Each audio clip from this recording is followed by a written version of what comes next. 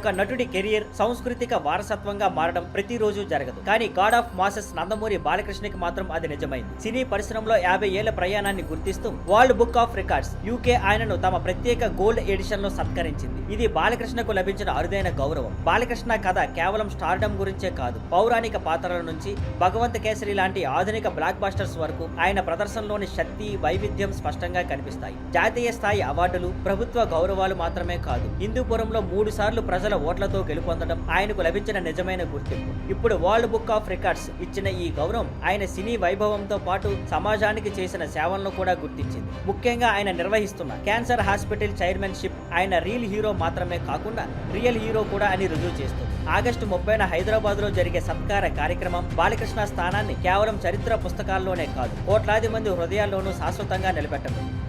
Thank you for watching. Please like, share and subscribe.